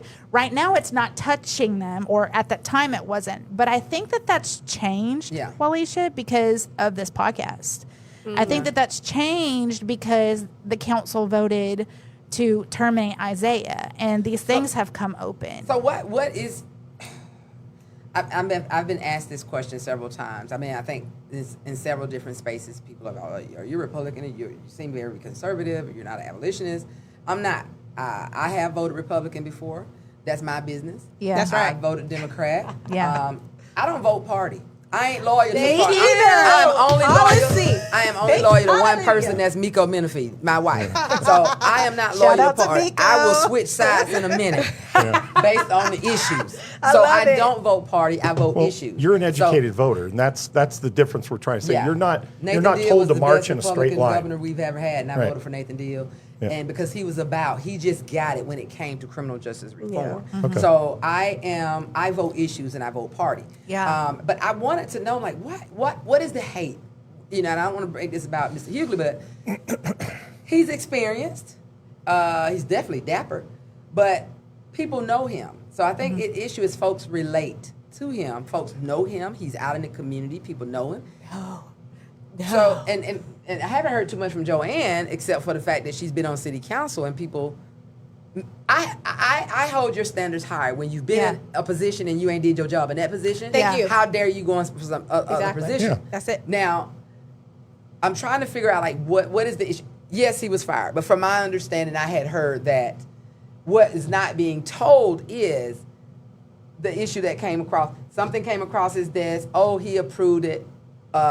He showed favoritism to this way. No, it's when not in just fact that. it came. He said it came. He said this is a conflict of interest. He took it to somebody else. That person approved it. But that's the truth is not being put out there. So what exactly? Because you're saying that you experienced. Well, and what is the hate? If Now, I you- mean personally, besides the fact that folks being Well, somewhere there- for a long there time, is just some making hate. a shitload of money, but There is some hate in it. I won't But you're a deny person that. overall. Yeah, It's just the way things But were the way done. I'm looking at it, and if you go look at my personal broadcasting from my standpoint, is Remember, I told you I gauge everybody and measure everybody about leadership, skills, and ability. Okay. Let me give you one instance. And there are many, there's 20 different instances. So that out of were, those three, leadership, skills, and ability, you don't Right. think that Hughley's done leadership, skills, and ability? No. Okay. No. No. No, And I'll tell you not at why. all. I'm going to explain it to you. All right. So January January of this year, I was at a city council meeting. And I went there. Of course, Marvin Broadwater likes to tell me that, why haven't you come to the city council meetings? Well, because I'm working. Okay. I spent a lot of time on the road. But the bottom line was, I sat there, and this was about the Sports Authority. And she looked up the information on this, which is, I knew about it, but I wasn't quite sure on what it involved, right? So the Sports Authority had been discussed in October of 2023. Is that Gosh, correct? I don't remember right offhand Right. now, but it's been discussed multiple It was times. discussed many a times. Sports Authority, what And, is it? For and the- what, I'm the going to explain it to sports- you. Okay. So, Sounds like some So- of that's wasteful money. Yeah, exactly. Well- that's Sounds what like to it, me. that's what Yeah, it but boils let down Mark to. explain Yeah, it. let The- Mark the do. problem with it, the problem with it was that it had been discussed through the council members, and Mr. Hughley was sitting there at the time in the very seat that he sits all the time, and he overheard these conversations. He knew about it, and he was standing there. And what really embarrassed me for him and the city was that his sports directors came up there to find out if they were going to have a job. Now, Glenn Davis was there, right? And then Joanne was there. Yeah. And she chimed in later. But basically, they came in and they wanted to talk about it. And they said, we've heard about this Sports Authority thing. And how is that going to affect our job? So we're talking about the directors. And they had about 10 or 15 people, their workers, behind them. Yep. And they came up there as a group and they said, we'd like to know what's going to happen with the Sports Authority. Are they going to take over our jobs? Are we not going to have a job anymore? And Glenn Davis, I'll give him credit for that. Glenn Davis said, what the heck? What, Mr. City Manager, why didn't they know about this? You didn't have enough intestinal fortitude to talk to your directors? You're the captain of the ship. You're the city manager. You're the guy who runs the city. The mayor is the guy that just kind of dictates everything, right? Facilitates, yeah. But he runs the whole operation. You telling me you didn't have enough intestinal fortitude to talk to your people and ensure them that they were going to have a job? We're talking about everybody that was there, 2 different directors. And after about 10 or 15 minutes of back and forth between them and Ms. Coggle and Kogel, excuse me, and smells the like other Cog. ones, Yeah, I know. It's a that respect the bottom thing, line Kogel. was, Isaiah stood up there and said, I didn't really know about all that, and I wasn't given the information. Maybe You're wasn't. Well, sitting- Joanne actually piped up and said, Right. "You've been Briefed But on we this. had video where he was sitting in his seat. Yeah, Yeah. yeah. And this is not the only time that he said that. He said the same thing about the animal Columbus control Animal issue. Control. Exactly. He So goes, well, I can't know everything in the city. That's Something your like job. that? You better know. I know. Yeah. So There's no excuses. Like in the military, I was an interim command sergeant major, right? I couldn't go to my full bird colonel and go, well, I didn't know about that. You get Yeah. fired. You Jobs get now. court-martialed. Yeah. There was no penalties for that. And those are just 2 incidents. Well, and then There's many other yeah. things, and I won't get into it. I don't want to I extend will. this program. I will. Raise my know. hand too. We'll do it. But my point is you're the captain of the ship. So- You're the guy that's you. I was embarrassed for him. Yeah. I really I was. would definitely agree, and I've had my strongs from him. He's a friend of mine, and I know. and I love him as a person. But this is the way I feel as a voter myself, and maybe a lot of voters are doing it. I tend to not vote for people when there's if you get 30 seconds, and as a person that's running for office, you spend your entire 30 seconds talking about somebody else, Yeah.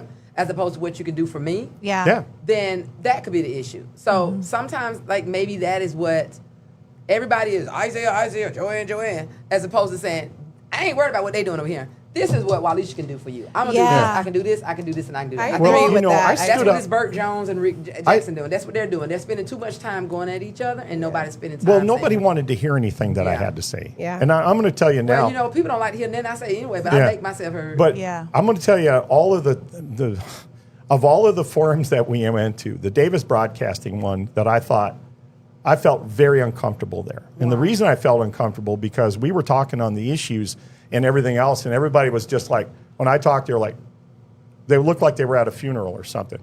And then my competitor got up there and he goes, and I'm like, come on, man, listen to the issues. Listen, exactly. So they got their mind made up. And people don't, when they got their mind made up, they don't want to hear about anything else. They want to hear That's what such we're a going thing to do. that's called it. There are things you can control, Mark, and there are things Yeah, you cannot. I know. I agree with that. Yeah, But control it. listen, you and I All talked you got to do earlier. is run your own good race. Yeah, the only thing that I do is I look black and white. Yeah. That's it. Right here, what's printed is black and white. I don't stray to the left. I don't stray to the right.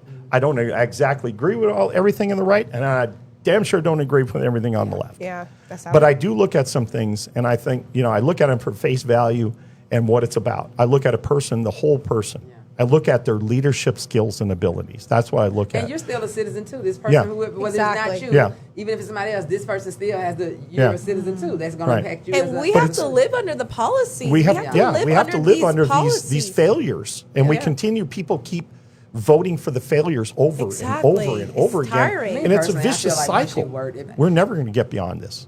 Yeah, You know. I just think it's big. So, what are your thoughts on term limits? Be truthful with you. I personally, Ooh. I know. I don't the want current more than one mayor- term. I personally feel I don't that want a to- governor can only have 2 terms, I 4 agree. years Yeah. each. We President should can have only have term 2 limits. terms. Yeah. And a mayor does. I definitely feel like city council should Okay, have. those are always restricted by law, right? The terms that they are. But Congress and Senate, if you're not doing anything after 2, 3, maybe 4 Yeah, I know. terms, and you're just sitting there and you're 80 years old, you got You gotta no go. business being there. I don't care Yeah. what political party you're from. Yeah. No business one. Yeah. I Because agree you don't with have term fresh limits. ideas. You're stagnant. You're not moving the and the person nation being forward. a leader, you're not really a leader if you're not bringing on No, fresh you're people not. behind you to be leaders. You know, that I- makes you a leader when you're bringing in new people. Yeah. And you I sit in like- the seat for 30 years. That's I not like leadership. debate. I love debate. Yeah. I like to bring on different viewpoints of people, and we have done that. And I like you. I appreciate you coming on, with your viewpoints, and I want people to see, to understand. There's dialogue here. Yeah. I like the dialogue. It's not cut off completely, but I'm also going to hold these public service accountable. And as should every citizen in Yes, Columbus. They absolutely. should be asking the questions. They Yeah. should be going out there and Exactly. get those public records. What do you call them? Open records. Open records requests. You should be getting Yeah. it. They're going to charge you out the wazoo for Not it. necessarily. Really? You can get them. You can. Yeah. Most of the time, like Yeah. when I got him, I got it all for free, and Yeah. a lot of it was because they didn't want to give it to me, and I ended up having to make an open records complaint with the Attorney General's And office. those are things too that you could do. If for some reason you don't win, those are things that you could do to prepare for the next time. That's what he would Start do. doing community events. Let's talk about open records and what is open records. Let's talk about voting with a felony in Georgia. Did you know that the state of Georgia 3 years ago passed a law that says that you can request to be off probation early if you've been on probation for 3 years? A lot of people don't even know it. Yeah. Well, and You they automatically should be able to get off probation. Yeah. And you can actually have your parole terminated early. And they these kind of little also- things, sports authority, or what is a Yeah. sports authority? Yeah. And I've been watching other folks' page, and I've been seeing they've been appointing people to this to these commissions, and the folks ain't even showing up to the meetings. And I've Yeah. had somebody message me like, you need to be getting on one of them boards. And I'm like, I don't even live in Columbus. And it's like, maybe they need to be opening up to people outside of Columbus. Well, they have it at weird times too. Yeah. They have these meetings for commissions and plan. Not all of them, because you have the evening ones for like the city council and then school board. And maybe that's big But that's thing. You don't another want those thing. But like even the elections board, I wanted to attend those, but they have it during the time where you pick up your kids. They have it during that time. So when you have to pick up your kids from school, For a long time, you that stuff can't. is intentional too. Exactly. So, and we're at an hour and 20 minutes. So I know we kind of got to start winding down. But, this is the thing. It's like the system is not always set up for, I guess, public engagement. Yeah. And that's what's annoying, But because everything is starting to become digital, we do have more opportunities to work on our time. And it's just a matter of getting the word out there and, I guess, publicizing what we have. So I think So a what lot do you of think the 3 biggest reasons that Columbus citizens are concerned about now? The data center, yeah. the cost of the jail. You think they're probably going to impose a new tax? Oh, for definitely. They're already saying Yeah. that. They're going to have There's to. such a thing called, I'm hearing in Columbus, they loving it. It's basically taxation by citation with Yeah. the Yep. cameras. Oh, yeah. They're Oh, like, yeah, we ain't gonna yeah. get I- we're look, not gonna include Yeah, this the flaws. Well, you know, the we're gonna state- get them on those $8 million traffic tickets. You see, and the back camera state tickets. law just changed. The law enforcement agencies Yeah, can't get it's going profit, to the- direct profit from that. It's going From to the that- school those board. It just now. changed. Yeah. It just changed about a week ago, I think. Maybe Yeah, about a week ago. it's going to the school board I now, just which found is out like, last month that the Well, school yeah, board that has may a not bigger be a good budget than idea, city but council. it's supposed to go Yeah. back to the government. It's supposed to go back into the government and then go directly in the pockets of the police department or the sheriff's office. Yeah. Where- Well, why is it not going in the pockets of citizens? Why? Well, I is it agree not with you. Some place that's Right. open up where Yeah. people can have all these empty buildings. Columbus got. They have more than enough money. They got 50 city people that work for the Yeah. city government that's making over 150. Oh, I know. Yeah. I know. Somebody can be opening up. That's these why empty there's no buildings and make a term shelter. limits. Yeah, I agree. Because they keep getting paid that bank and they sit there. And that's what we've advocated for is taking some of these condemned homes around Columbus. Yes. Myself and Steve Kelly talked about it. Is converting. I talked to the plumber house and all that stuff. And I said I'd love to get involved in your project.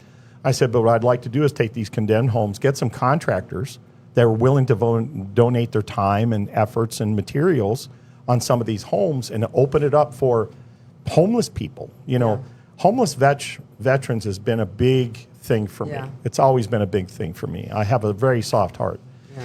And I would love to see projects like that. And they're going, they have them there anyway. Why not do something with them? Right. I mean, 2016, 2017, I applied, we ain't even going to talk about this crime prevention grant, that I was told that what we do at New Life Second Chance isn't preventing crime. Well, I tell you, getting 300 people with felony records who couldn't work for 3 to 4 or 5 years, jobs, Yeah. and in a year they're still employed. If that's not preventing crime, I don't know what it No, is. I But disagree because with that. don't- I think you because I don't should deal with clicks you should be and eligible for that I'm program. not bald and I'm Yeah. not going to be your friend and lie to you. I don't get it. But these same people are getting these crime prevention. They ain't preventing no No. crime. If No, they're anything, not. they're buying new red bottom shoes and traveling. I a know. lot. I And know. as mayor, and because like in the charter, the mayor actually is over the crime prevention board. Yes. That, Really? like so, there are 3 separate crime prevention things that are going on, but according to the charter, working, huh? 'Cause I y'all know, Oh, I know, yeah. I know, not. but see, because he has the ability to oversee the crime prevention board through the mayor's office, he can actually get access to look at who is getting those crime prevention The same grants. people. Yeah, Right. it's the same who people ain't over and doing over nothing. again. The conversation that we have had, and I've done some open records before. I didn't do them for these grants this year, but I think there was like 2 years ago that I did them, and Seth Brown ended up giving me some documents. But he said you should have, you have your proposals, you have your, like, what is your plan, like what is it that you're gonna do in order to prevent this crime. But we don't have any checks and balances on that, and it looks like, I'm not gonna say that it is, I think okay, if you've gotten them a couple but it times, you shouldn't be eligible to get them but off. yeah, but and then also you should have to prove success rates. Like what kind of successes is coming out of what money that you're getting, and because there's so many different things and so many different businesses or advocacies or whatever that could contribute to that, you shouldn't be able to get them like every year in Yeah. a row. You Yeah. know. So there's a So- couple of comments here. I Well, just New want Life Second Chance needs some money from the crime prevention grant. Let me give us 50,000, 100,000. We're gonna show you what to do with it. Yeah. Yeah. Because we want to actually open housing. We would love to open a housing program here Yeah. in Columbus, specifically for unsheltered veterans. Right. Because folks go in, they're serving their time. The least they Yeah. should be able to do that. But also for entrepreneurship program, we do a lot of great work. And like I said, we're 90% self-funded. Like Right. people are coming out of our pockets. Right. They're releasing folks from jail. They don't give you an ID, but when they just got a job, but you can't work without an ID, but you can't get a birth certificate without an ID, you can't get an ID without a birth Yeah. certificate. Yeah. We're going in our own pocket like, wait a minute, I just got paid. Let me see what we can do. We shouldn't have to be doing that. Yeah. We're That's here, right. we're doing great work. July is Reentry Awareness Month. This is our 10th annual Reentry Awareness Month. So from a one-stop shop resource fair, we're doing some partnerships with Fair Count and Boat Riders. We're going to be doing a free dinner to educate folks on that. We're having folks coming down from Atlanta to talk about how to get an expunge, get your record cleared, talk about early probation termination. We're going to be doing, actually on June next month, we're actually going to be, July 28th, I think it is.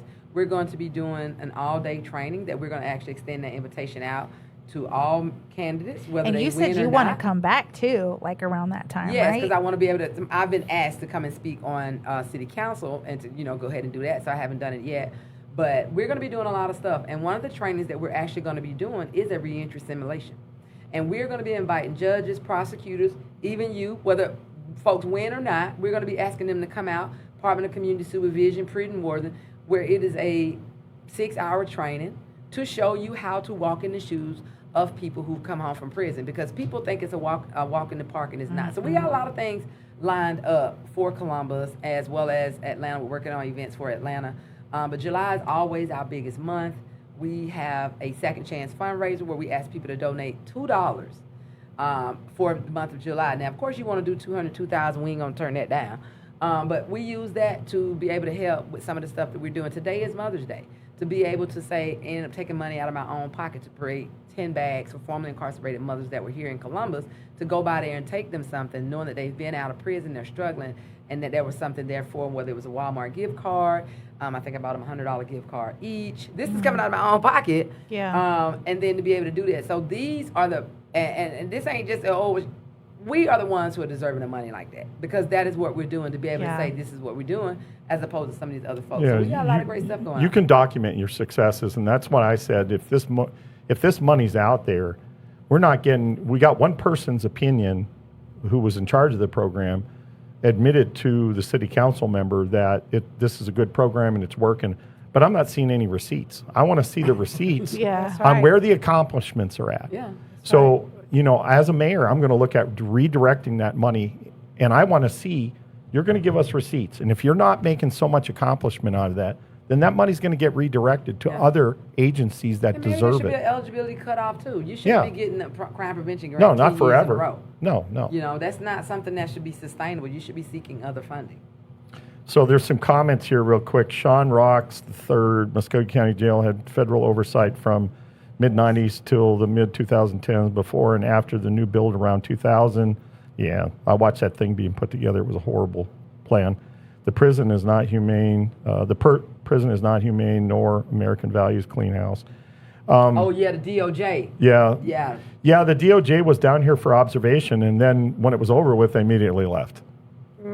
That's the problem. And I remember And when I've the DOJ made was lots of here. reports to the DOJ. That ain't cute. That when the No. DOJ has to step No. in to come into your jail. No, There's it's nothing not. cute about It's that. not. And there was a lot of problems. And We need more people to contact the DOJ, because here's the thing: if only one person is making those reports, they don't really look into that. But the more people that can do that, I mean, the DOJ has a civil rights division, okay, and that's actually the division that did the investigation back. Y'all had a death. They had a death at the jail. What, 3 just years? recently, just 2 weeks recently. ago. They have lots of deaths at the jail. That was Always. another one that we ended We up never getting. get any information Yeah. on what Anything about happened. those. They keep it You know, lock and key. They keep it lock and key. Yep. And, that's where we're talking about transparency and stuff, look, as bad as it is. No, I understand if you got to get a hold of family members and things like that. Yeah. You can't do those things, right? But we need to know. So What while was we're the talking result? about transparency, what are your thoughts on the charter that went before that was up there at the Capitol, and they said, Right. we're So kicking it back down here, but supposedly people from Columbus City Council called up there and told those folks Yeah. to not vote on it, bring Yeah. it back here. So technically, they don't even want folks, the Yeah. citizens, Well, to even have a say in it. When it talks to the city charter, when you talk about city charters, and you're also talking about, like, changing the Constitution, that's a pretty big deal. Yeah. You're talking about the Well, laws we're of the talking about, I land. think specifically, they were talking about stuff that happened with appointing somebody without input Right, from the anchor community. problem. And that went to the Right. state, but supposedly people down here on the city council called up there, asked Randy Robertson and all these people Yeah. to please kick it back to Columbus. It should be Yeah. a local matter. Okay, well, I And looked into this. That's not until 3 more years that the charter can even be Okay. considered to be reviewed. Okay, but I looked into this from a legal perspective, like as a paralegal. Mm-hmm. 'Cause even if I don't agree with it, if it's law, like You you think it have should to. be state local? Okay, so right now the charter and the way that the Georgia state law is written. Okay, so if the Georgia state law was proceeding, meaning there was no legislation at the local level, then depending on when that person vacated that seat, okay, no matter whether it's within the last 27 months of a person's term or before 27 months of a person's term, the governor is supposed to appoint a replacement until either that person finishes out the rest of that term or a special election is held, okay? However, if there's local legislation, okay. Then the local legislation is what it goes by, okay? And so because there is local legislation in the charter that says that they have the ability to appoint a replacement, then it has to go by the local legislation. Okay. So now when the local legislation is up for amendment, which I haven't personally found anything that says when it can go up for amendment. I don't know if it can go up at the vote of a majority of the counselors. I haven't looked into that just yet. So, but I personally, and I will tell you that I don't personally like Randy Robertson's stances and policies. I don't like how he responds to things. I don't like some of the connections that he has. But from from his position, okay, whether someone called and said, please vote this down, they shouldn't even had to do that, okay? Because if Randy is operating in his role as his sitting seat requires him to do, then he also has to abide by the laws. Yeah, but then I think, who was it? Teddy Reese, Carolyn Hughley, and Debbie Buckner, they shouldn't have even had to take it to the state. That should have been something, from my understanding, when the citizens are here in Columbus saying, we don't want any backdoor deals. Agreed. You should be listening to your people. But this is what Mark was talking about. None of them listen. That folks are continuing to allow stuff. I can remember back in the day when my mom was telling me, how young boys try to take advantage of a girl. People will do what you allow them to do. Exactly. Right. And so if you want something to stop and change, you've got to get out. And this is what I am telling everybody. There's so much efforts going right now with voter suppression. I know y'all have heard about what's going on in Alabama, what happened in Louisiana with them moving stuff around to try to suppress black votes, which is a bunch of crap. The rezoning, right? Yeah. And it's just, to me, that's being a sore loser. But these are things that say, people are literally, you have so much power, because if we didn't have the power, they wouldn't be trying to take our vote. Right. So get out and vote early. That way you ain't got to stand in long lines. And this is what I tell folks, and people don't like to hear me talk, because I'm going to tell you the truth. If you are disabled, every polling place is supposed to have a designated location for you to be able to vote. You should not have to stand up in a long line to vote.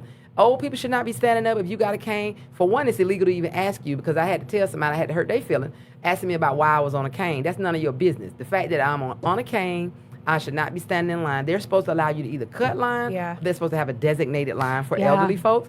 Also, it says that you can't allow people to vote for you. You can't, you can in the state of Georgia if that person is actually helping you, not voting for you, but helping you. If you have sightseeing, you're supposed to be able to get large print. All these things I think a lot of folks don't know. And the reason this stuff is, and it's going to continue to be this way. Mark is saying that he feels that he's the better chance, and he feels that this is the way to go. But at some point, sometimes some people don't believe think. They don't believe it. You have to literally tell them, don't throw pudding at me. Don't throw boo-boo at me and tell me it's pudding. Some people just going to have to learn. And it's not going to stop until you stand up and make a point. That's what happened during the Montgomery boycott. They stood up and said, my money's green like everybody else's money's green. I'm going to show you how good that we can do. And if it has to take it something like that, that's where my activism come in at. I'm all about it.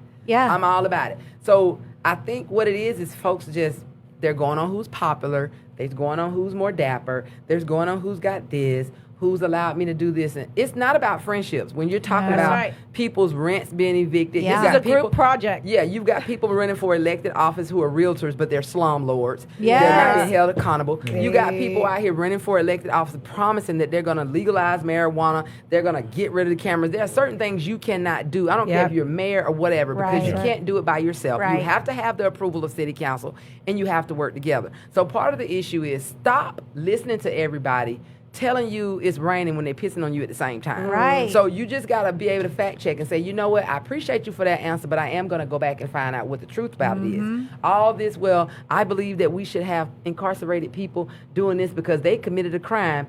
Yes, but when is that debt supposed to do? That has nothing to Right. do with you using them as slavery. And then you wonder why the unemployment rate is so high, because those jobs Yeah, that could be. incarcerated people are working, people could be getting paid those jobs Yeah. out here in the community. I agree. And then but then when those folks get out of jail, they could be transitioning right into that same job. So they ain't got to worry about breaking into your house. So we got to stop with everybody. If you're a voter, you need to get out and vote. Election day is May 19th. That's right. When is the early voting stop? It's now.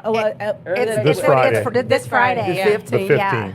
Get Yeah, out and yeah. vote. If there's any issues at the poll, they have voter protection Call. hotlines to what people are doing. You're getting in there, and all this crap about some of these folks. And I've even heard there's 2 people that's running for office right now in Columbus, Georgia, who have worked at the polls, who have done funky stuff at the poll Yep. by turning people around. If you get to that poll Yep. and there is something wrong at that poll, there is such a thing. It's called a provisional ballot. Yeah. They're supposed to give you a provisional ballot. So what folks don't know is what Waleisah know, but because I don't live here and I ain't got a stake in the game, there are folks running for this office right now. You need to look around a little bit different. You need to follow the money. You need to Yes. see who they're voting Thank for. you. Yeah. And you need to figure out what's going on. Because they was like, this person that's running for office, for a city council position, actually has done some funky stuff Yeah. at the polls as a poll worker before. Well, I so think it's like, what are you That'd doing? be interesting to know because I didn't Well, hear any of that. You know, Yeah. what it all comes down to, and we discussed this at the beginning of the show,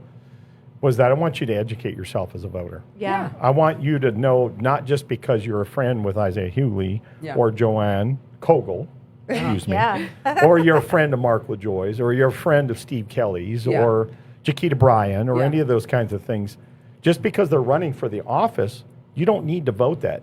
You don't Y'all can have write to. in Waleisah Wilson. I come down here and show y'all how to Yeah. run the Right, city. But you don't, right. you Right, don't Waleisah have to Wilson. walk. Listen, You didn't you're qualify though, right? For I didn't writing? qualify. She has until September. Yeah. You gotta live in Columbus. but you don't have to. You don't have to follow the straight line. That's right. I don't care if you're white, black, Chinese, or Yeah. you're gay or straight. It makes no difference to me. But the bottom line is, you don't have to walk straight. You can walk outside of this parameter and Yeah. say, you know what, I kind of like what he has to talk or she has to talk Yeah. about or whatever. But that's what this election has came down to. And It's that's why it's supposed to called be a democracy. nonpartisan election, and it became partisan. It's always partisan. It's going to Right. always come partisan. I know. Yeah. I When know. those candidates are sharing partisan stuff on their page. And when I- they're I sworn get in, I thought they have to.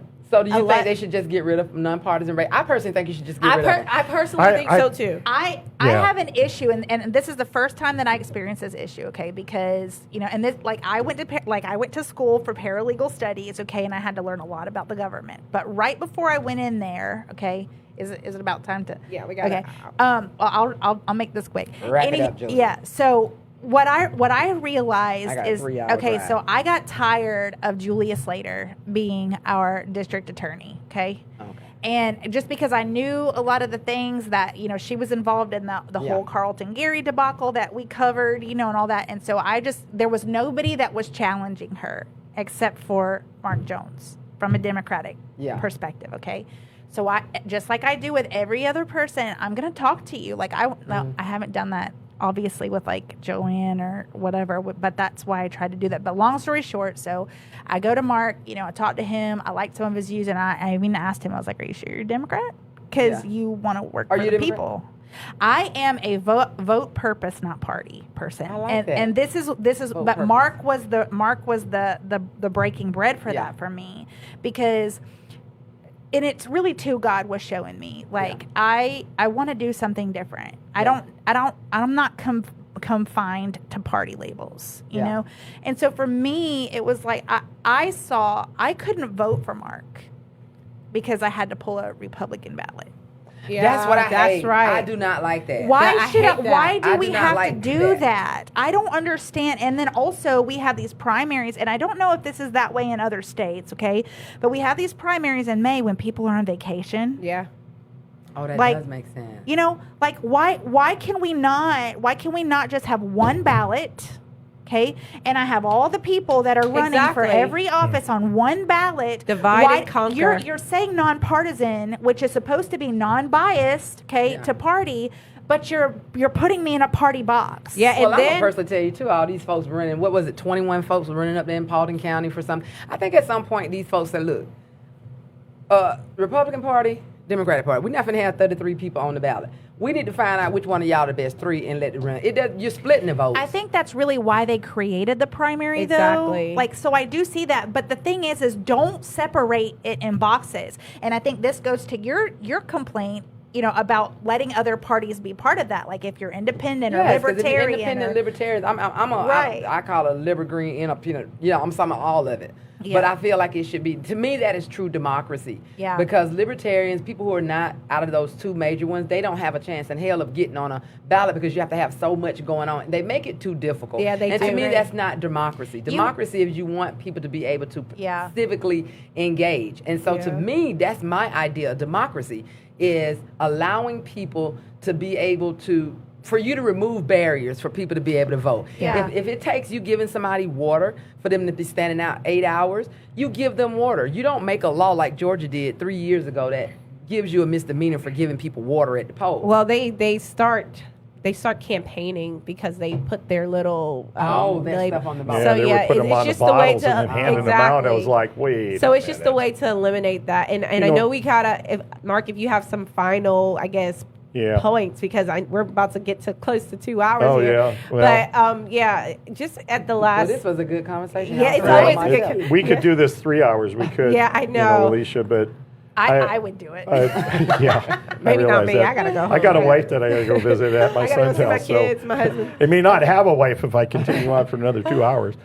No, I really appreciate, Waleisah, you coming on and your Yes. point of view and your opinions. I you. really do. It's reaching the public. What we're doing here is reaching the public, and that's the idea and the Yeah. goal behind it. Yeah. I want everybody to understand, as a mayor, that I'm not an office guy. I'm a hands-on guy. So if you're inviting me to these things and I get out there, and even if I'm not mayor or I'm mayor, I'm the guy out there in the ditch with the shovel, just like the person Yeah. that's over there doing the job. That's the way I've always Yeah. been. Well, I'm going to hold you to it. Yeah. And everybody who, if you don't get it come Yeah. May 19th, I will be inviting Yeah. everybody to our reentry simulation. I'll be inviting you out to our Yeah. July event stuff, because if you're truly a servant leader and you're about Yeah. the people, you don't stop doing that Well, you just know, because the election I ended. think it was 2012. That was one of the program parameters that I ran on initiatives was servant leadership program. I was going to develop Yeah. a servant leadership That'd be program awesome. through the sheriff's office and through law enforcement. Of course, I never got to be sheriff, so I never got to. There's just so many programs, a lot of good things that I wanted to do at that point. But, I'm a servant leadership program, guy. I'm all about it. But I'm also lead by example. Okay. That's one of the things I tell you about, and we've talked about the negative side of the former city manager, but I want people to lead by example. Yeah. If you provide a good example to the people, and it stays black and white, it's within the confines of the law, by all means, go do it. Yeah. Do what you got to do. And that's what I'm all about. I'm a lead by example guy. Well, I don't know if you'll get a ticket to the barbecue, Mark. You can get one of these shirts right here. Got a I good want one of troublemaker. those shirts. Is Well, that I'm a only in yellow? troublemaker. No, I am a good troublemaker. Yeah. I want one of those. Yeah. But so. really, I appreciate you coming on board and you spending time with us on this Mother's Yes, Day. Thank you. Happy And I really appreciate the folks that are tuning in. We have a lot of people that obviously you're fans of big fans of some folks out here. So And I just want to leave a website if I can. yeah, Our website, New Life Second Chance Outreach. We are Yep. a Georgia statewide organization. Our website is www.nlscoinc.org. there you go.